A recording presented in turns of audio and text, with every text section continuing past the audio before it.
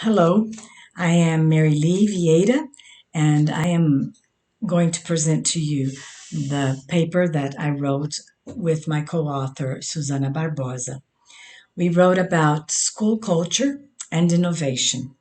Does the post-pandemic world, COVID-19, invite to transition only or to rupture?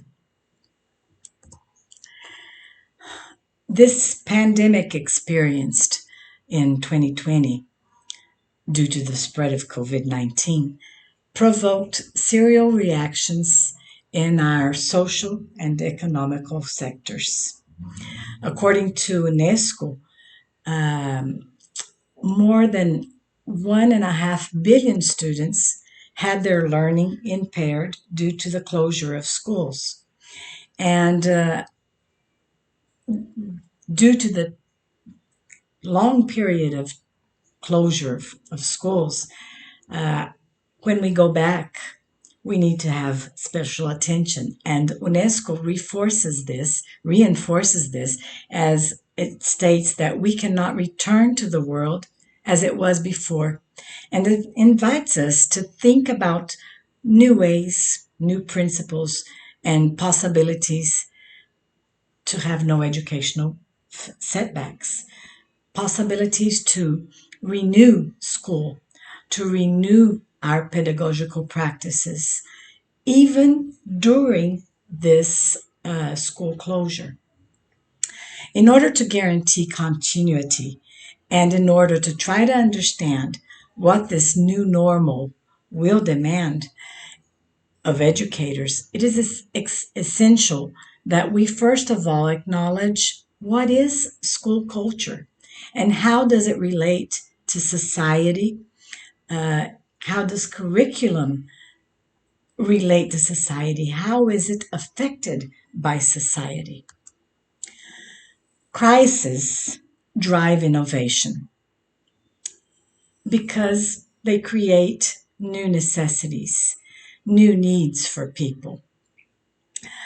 We are living in a moment that is obviously creating new necessities and new needs, new political needs, new philosophical needs, new emotional needs, and new knowledge.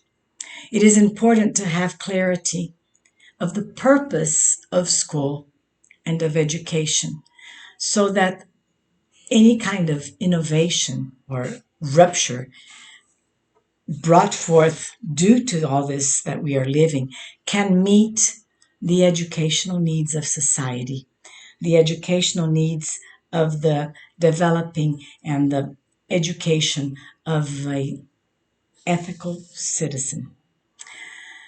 That is what our problem is, and we propose a few questions. What kind of changes and innovations do we desire in schools or in our teaching learning procedures? Do we want schools for what type of citizens? Will this be an opportunity to promote changes in our teaching methodologies, in our curriculum? These are the questions that are motivating us in this study and in this theoretical research. Our objective is to understand, first of all, the framework that constitutes school culture, and we're going to discuss a little bit of this, relate the quick response to the needs caused by pandemic COVID-19 with the use of different processes, instruments, and methodologies of the educational digital culture to school culture. How does this relate? How does all these all the introduction of these new methodologies during our school closures in our teaching learning process, how will this relate to our school culture and how will it promote changes? Reflect also, we want to reflect whether these changes could represent a rupture with paradigms, new paradigms emerging, or just a transition. Our methodology was theoretical research. We first of all analyzed the theories about school culture and their possibilities for answering emerging problems. The identification of international guiding documents on COVID-19. We analyzed what these documents are telling us and alerting us, and a bibliographical review and conceptual exploratory research on the topic on relating COVID-19 with school culture and curriculum. Our literature review was based on authors and researchers that discuss school culture and curriculum in Spain, in France, in Brazil. And these different authors are Saviani, Benito, Pacheco, Sacristan, and Dominique Julia. And they bring to us a series of ideas and reflections that we think are important for us to recall as we think about how COVID-19 will reflect on school cultures.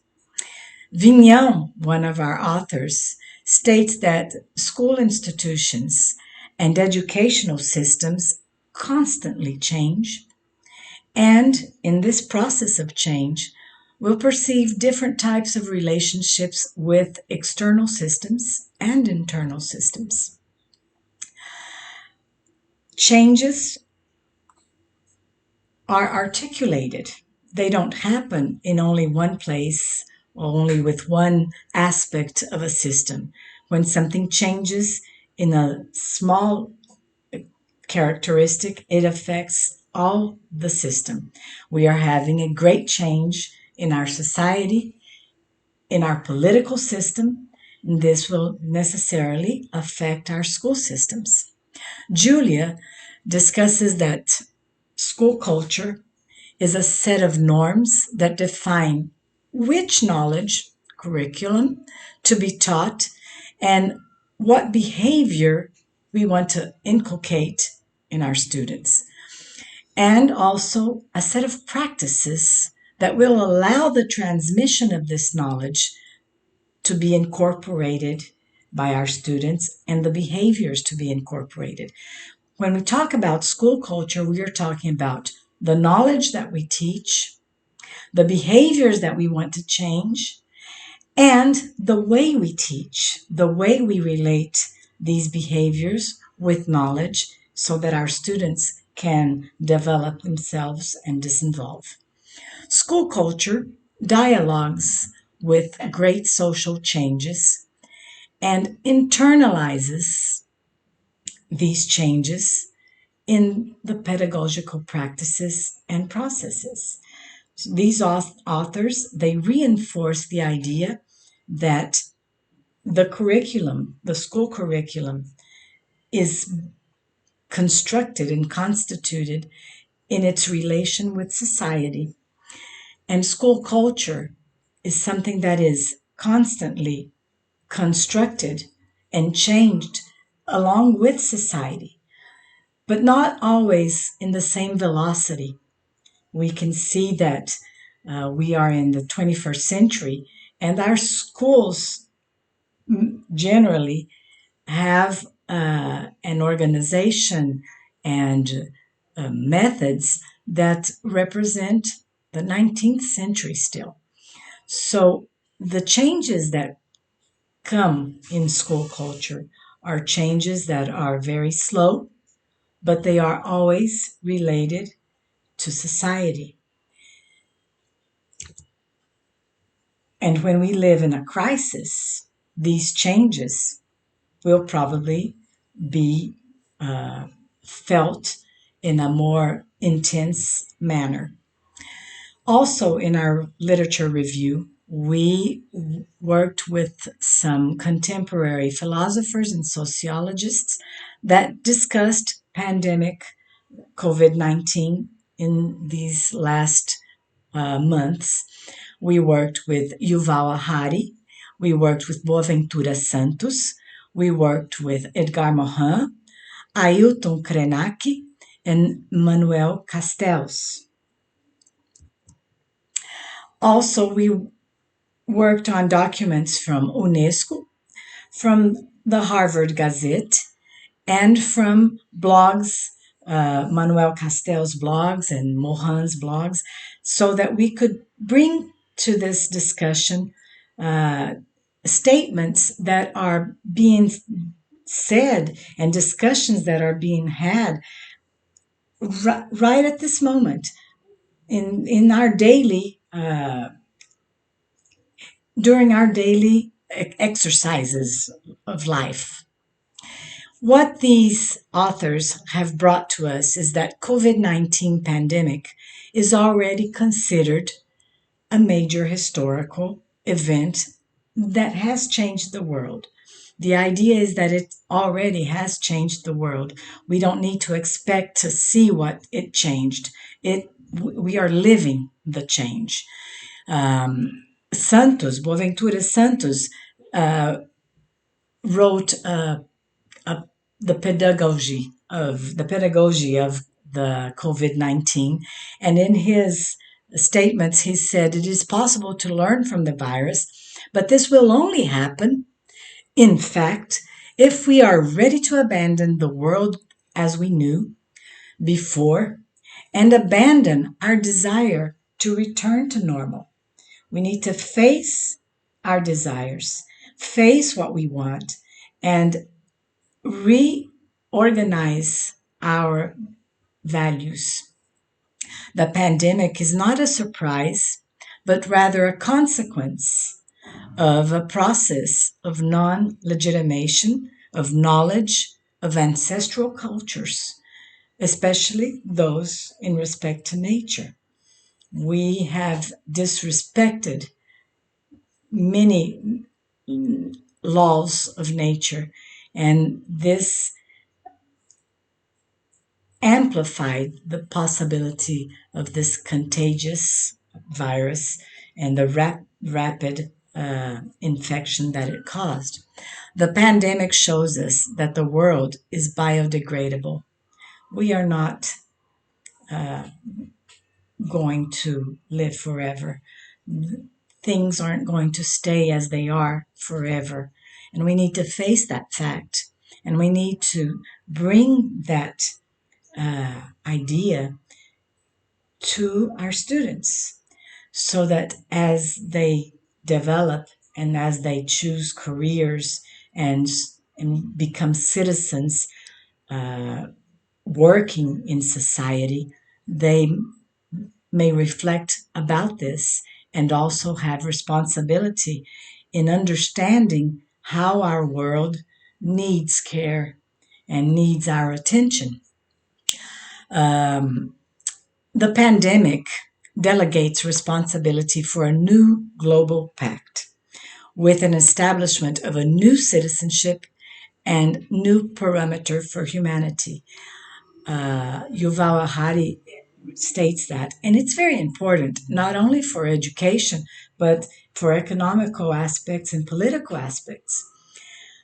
But when we look at these statements, it is very clear to us that education is the center of the possibility of consciousness of all these facts, of all these theories.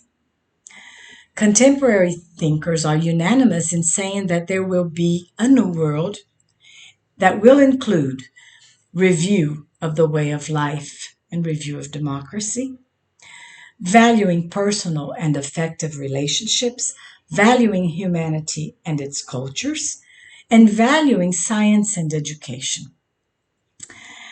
We can verify during this pandemic lockdown and during school closures the powerful aspects in our society that education has. how school is important for our society. The school was one of the institutions that most quickly reacted to the needs, responded to the needs of society. Our teachers were the ones that kept education going. The idea of education as something that mobilizes society was emerged with new energy, was energized in a manner that impacted our way of surviving this moment. Two different kinds of stimulus for change we experienced during this period. Stimulus for change, not necessarily change in per se. First of all, the concrete inequality of technological access cannot be ignored by government officials and school administrators, and an action that disregards this may be unethical.